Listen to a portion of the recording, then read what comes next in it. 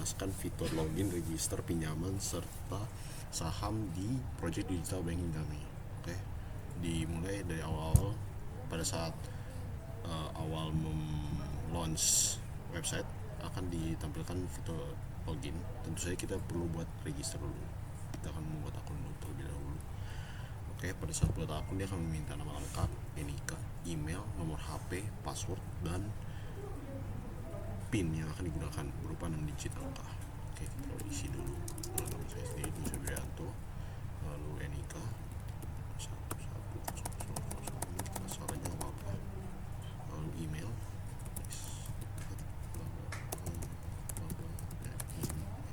email.com. Oke, lalu nomor HP isi saja. Masuk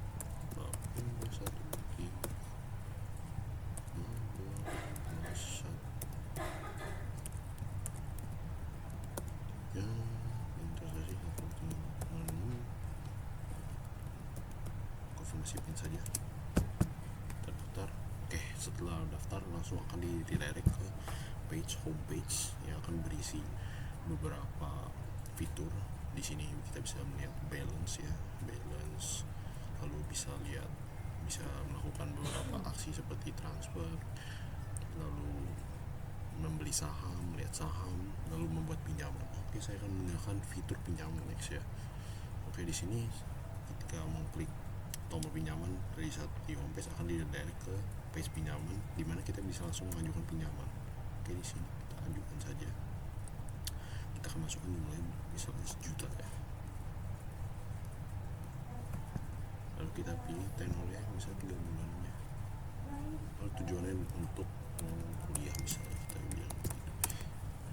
Ya, di sini kita bisa lihat 3 bulan, statusnya masih menunggu. Lalu di aksinya kita bisa lihat detailnya, dan juga kita bisa lihat di sini bunganya berapa, cicilannya berapa, tanggal pembuatan pinjamannya berapa. Lalu kita bisa edit juga, dimana jumlah kita bisa edit. Misalnya kita mau edit jadi 2 juta,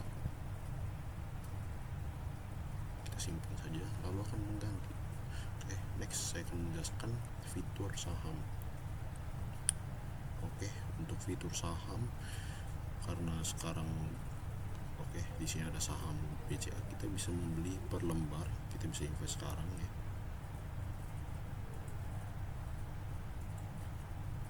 Oke, kita seperti ya saldo belum ada, kita isi dulu saldonya di bagian transfer.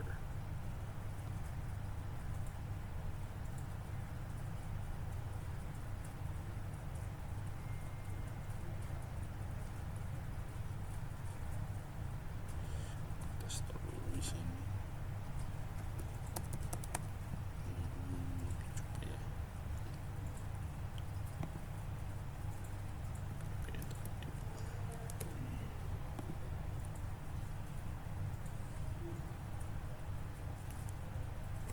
oke, kita langsung beli saja investment invest. Oke, setelah kita membuat invest, kita bisa lihat portofolio yang saham-saham yang sudah kita melakukan investasi, dimana saham-saham tersebut kita bisa lihat lembarnya berapa, total modal berapa, harga belinya berapa, lalu statusnya apa. Kita bisa lihat juga detailnya, dimana total modalnya berapa, keuntungan kerugiannya berapa, tanggal belinya berapa. Oke, next saya akan menjelaskan fitur-fitur admin. Oke, kita keluar dulu, kita melakukan logout. Oke, karena admin kita buat di Seeder dengan email admin@bankuntar.com, lalu dengan password zaadmin123, kita bisa melihat semua pinjaman yang sudah dilakukan. Oke, di sini tadi kita akan membuat pinjaman dengan nominal 2 juta ya, dengan tenor 3 bulan. Di akun admin dia bisa menyetujui suatu pinjaman. Jadi di sini kita ada keputusan bisa setujui atau tolak. Jadi kita setujui aja. Oke, dengan begini statusnya akan disetujui. Next, kita akan lanjut ke bagian saham.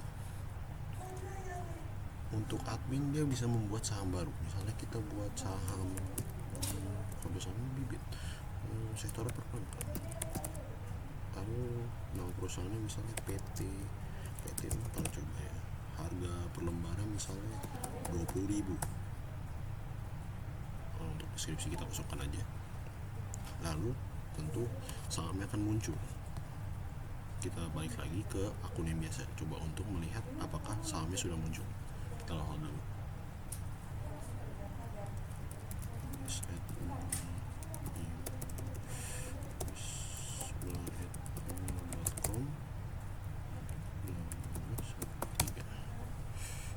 Oke, kita langsung ke portofolio saja. Lalu kita invest saham baru, klik kita. Oke, di sini kita udah lihat di saham yang tadi kita udah buat di akun admin. Jadi kita bisa langsung invest saja. Nah, di sini kita bisa melihat berhasil melakukan investasinya. Kita juga bisa melihat detailnya. Oke, sekian, terima kasih.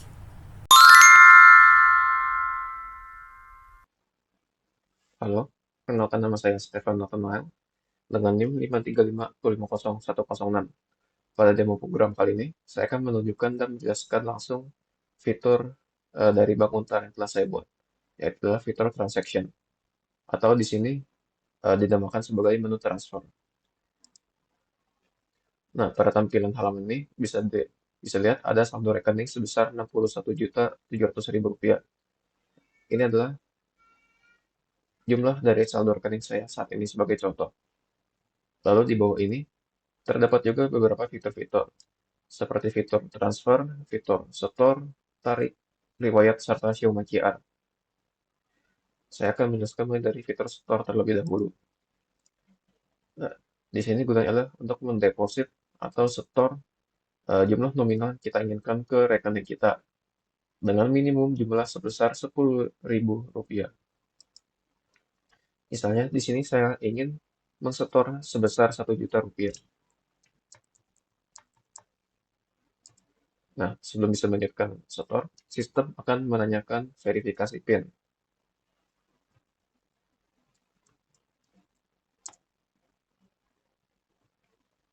Nah, setelah PIN berhasil diverifikasi, akan muncul notif seperti deposit berhasil dan saldo kita bertambah menjadi sebesar Rp62.700.000.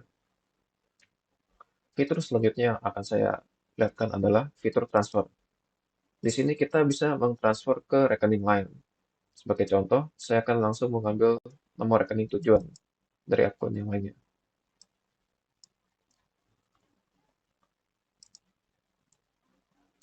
Nah, sama juga di sini, jumlah kita transfer ke nomor rekening lain, yaitu dengan minimum sebesar Rp10.000. Misalnya di sini saya ingin mentransfer sebesar Rp5.000.000.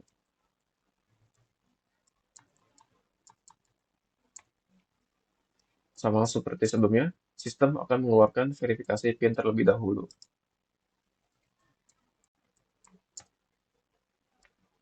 Nah, setelah verifikasi PIN berhasil, akan dapat notif juga transfer berhasil. Sekarang saldo rekening kita berkurang menjadi Rp57.700.000. Nah, transfer ini juga berhasil bila kita cek di akun kita yang lainnya.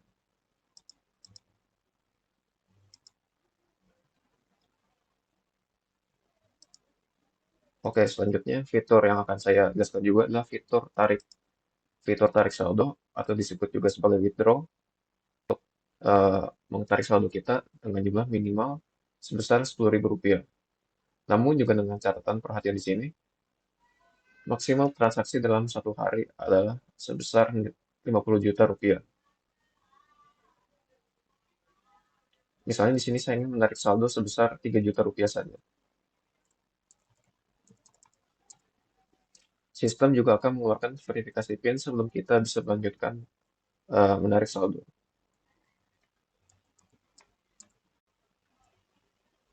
Nah, setelah PIN verifikasi telah berhasil, akan terdapat notif juga penarikan berhasil. Sekarang saldo saya juga ikut berkurang. Fitur selanjutnya yang ingin saya perlihatkan adalah fitur riwayat transaksi. Di sini dapat dilihat riwayat transaksi yang sebelumnya telah saya lakukan, seperti deposit, transfer, serta withdraw. Nah, selanjutnya adalah fitur Show My QR. Di sini bisa dilihat ada barcode ataupun QR saya. Jadi tujuannya adalah orang lain bisa langsung scan pada QR ini untuk mentransfer jumlah rekening ke akun rekening saya ini tanpa harus manual seperti transfer dan menginput nomor rekening tujuan seperti tadi. Nah, itu semua adalah demo program yang telah saya tunjukkan mengenai fitur transaction saya.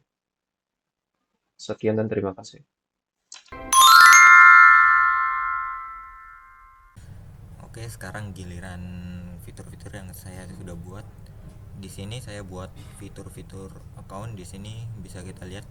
Di sini ada balance, yaitu rekening tabungan kita, dan di sini ada mutasi rekening. Setelah itu kita bisa menambahkan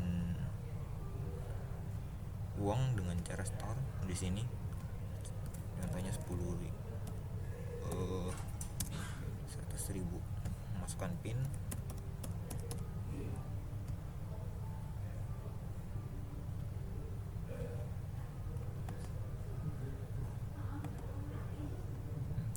Oke. Oke, setelah uang sudah masuk, di sini kita bisa lihat mutasi rekeningnya bertambah ya. Satu. Setelah itu fitur yang selanjutnya yang saya buat ada e-commerce. Di sini kita bisa lihat di sini ada untuk membeli pulsa Telkomsel, Indosat, XL. Lalu selanjutnya ada token listrik PLN dari mulai 50.000, 100.000, 200.000. Lalu setelah itu di sini ada PDAM juga air, ada yang 50.000, ada yang 100.000. Langsung aja kita praktekkan dengan yang pulsa. Saya contohkan yang 10.000 aja. Langsung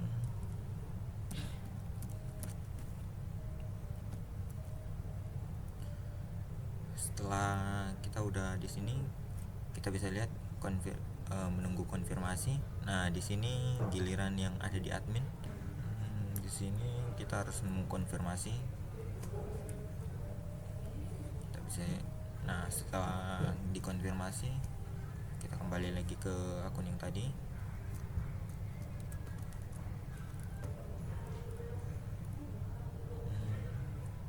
Oke. Kita lihat di sini saldo yang tadi 1 juta udah terpotong menjadi 988.000 dan langsung masuk ke sini. Kalau mau dicontohkan lagi, di sini ada token listrik yang 200.000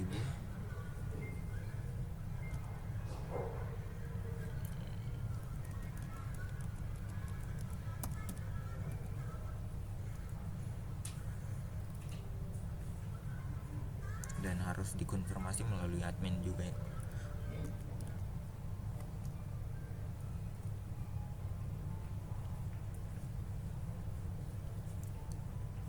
Kita harus approve.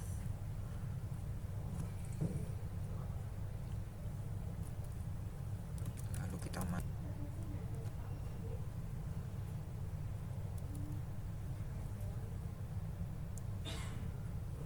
Oke, di sini kita bisa lihat terpotong 200.000. Yang 2.500 ini pajak, udah termasuk pajak. Itu aja fitur dari saya. Terima kasih. Halo semua, nama saya Jericho Steve Angdev dengan NIM 114. Hari ini saya akan menjelaskan cara implementasi dari bagian security. Nah, yang pertama ada di bagian registrasi. Di sini data-data dapat diisi dulu. Nah, di sini kita akan memasukkan PIN transaksi pada bagian registrasi. Nah, di sini kita tinggal masukin aja, lalu konfirmasi ulang dengan PIN yang sama. Fungsi PIN ini digunakan untuk verifikasi sebelum melakukan transaksi. Dan sekarang kita daftar dan akan langsung ke halaman login dari Bank Untar.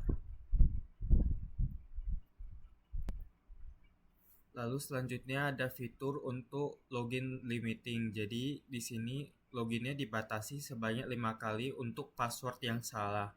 Jadi semisal passwordnya salah 5 kali, maka akunnya akan dibatasi selama 30 menit.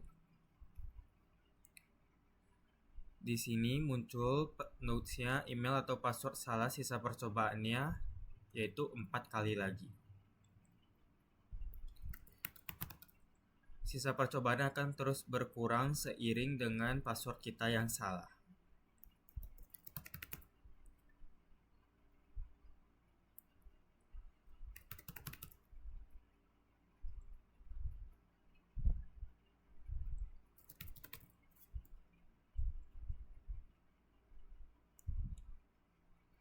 Nah, di sini akan muncul peringatannya, terlalu banyak percobaan, akunnya akan terkunci selama 30 menit. Selanjutnya ada fitur dari session timeout. Jadi jika user tidak melakukan apa-apa selama rentang waktu tertentu dalam websitenya, maka sesinya akan expired dan dikembalikan ke halaman login. Jadi misalnya kita ubah menjadi 10 detik.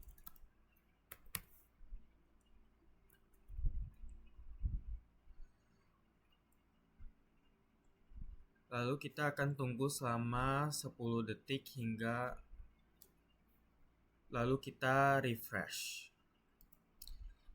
Nah, sekarang sudah 10 detik, kita coba refresh dulu. Nah, di sini muncul peringatannya sesinya udah berakhir karena kita tidak aktif tadi selama 10 detik.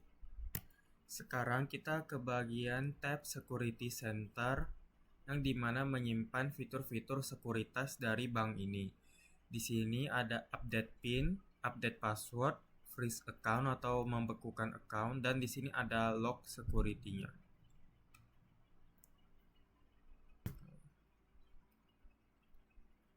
Nah, sekarang kita akan mencoba untuk update PIN.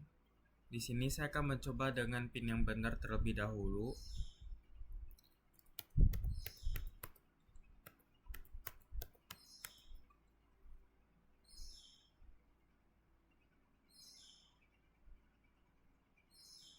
Nah, di sini PIN-nya udah berhasil diperbarui. Sekarang saya akan mencoba dengan PIN yang salah.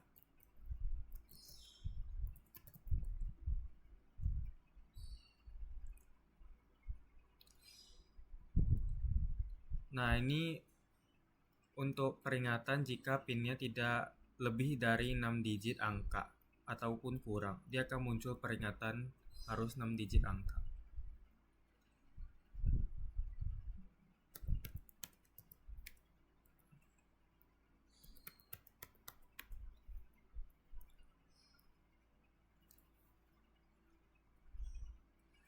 Nah, ini semisal PIN-nya salah, dia akan muncul peringatan seperti ini, PIN lama salah, sisa percobaannya 2. Dan ini akan berkurang terus jika PIN-nya terus salah. Jika mencapai 0, maka akun akan dibekukan.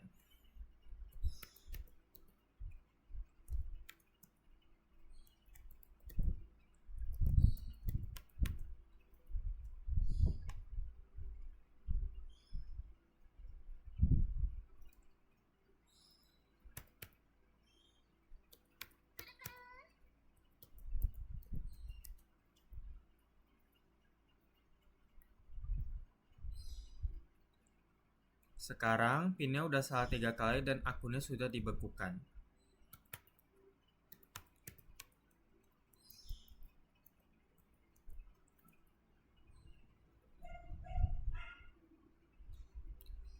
Nah, sekarang akunnya udah dibekukan sehingga tidak dapat melakukan perubahan PIN lagi.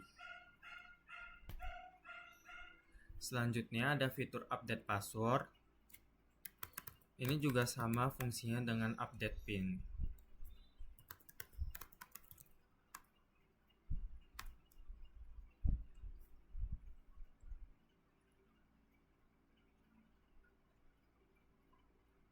Nah, di sini password akunnya sudah berhasil diperbarui.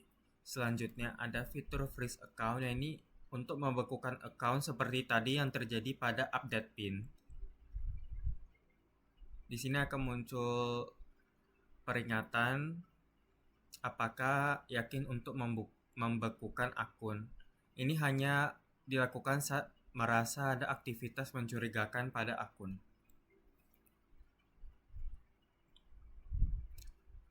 Jika sudah, akun akan otomatis dibekukan, semua transaksi diblokir. Saya akan coba pada update pin saja.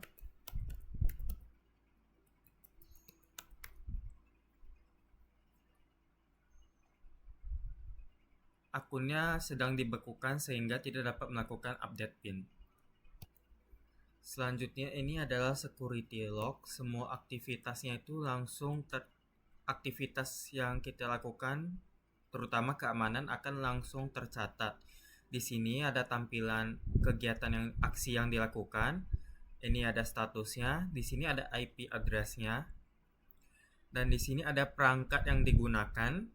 Di sini ada keterangan apa yang sedang terjadi dan terdapat waktu mulai dari tanggal, tahun, bulan hingga jam tepat aksi tersebut dilakukan.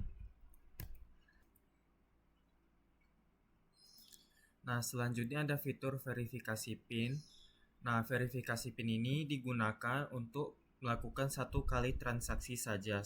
Jika ingin melakukan transaksi untuk yang kedua kalinya, harus melakukan verifikasi PIN lagi. Nah, di sini saya pakai contoh pada deposit. Masukkan verifikasi PIN-nya.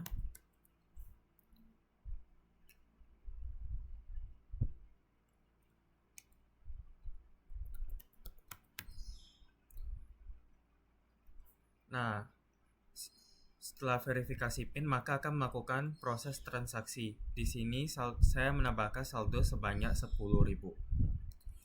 Verifikasi PIN juga sama dengan update PIN. Jika salah 3 kali verifikasi PIN-nya, maka akunnya akan otomatis dibekukan. Selanjutnya ada fitur PIN cooldown. Ini fiturnya hanya bekerja jika setelah kita melakukan update PIN. Saya akan coba update PIN terlebih dahulu.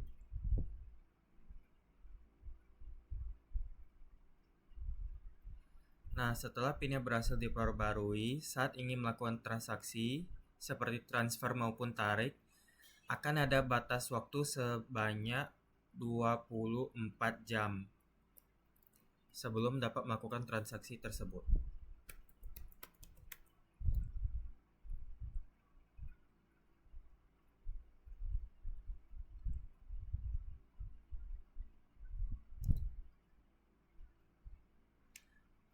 Nah, di sini setelah ubah PIN tadi, transaksinya akan diblokir selama 24 jam. Jadi, transaksi akan bisa dilakukan lagi setelah 24 jam. Itu saja untuk fitur yang saya buat. Terima kasih telah mendengarkan.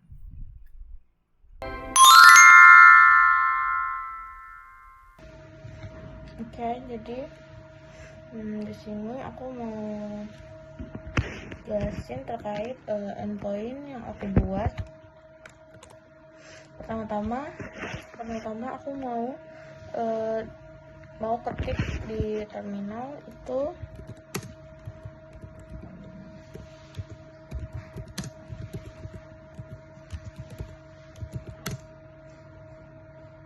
ini tuh fungsinya buat ngejalanin aplikasi yang udah kita buat. Langsung aja aku klik di sini. Di sini aku udah login dengan akun ini. Terus endpoint yang aku buat itu di sini. Nah, yang endpoint yang aku buat itu ada 3, sebenarnya ada 3, yaitu pertama ada asuransi, terus ada riwayat, dan ada pemotongan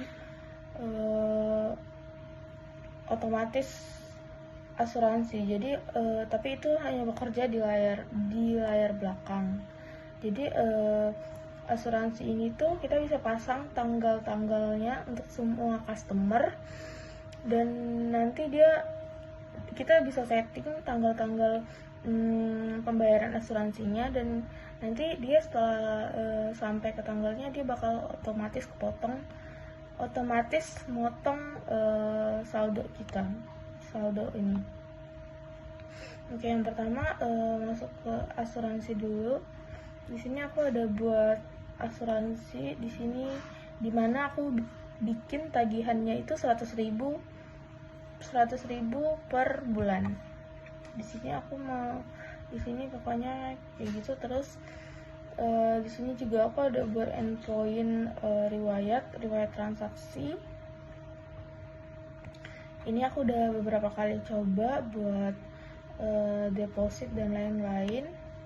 Di sini ini semua adalah riwayat transaksi, dan riwayat transaksi ini bisa kita download, bisa jadiin PDF, jadinya kayak gini.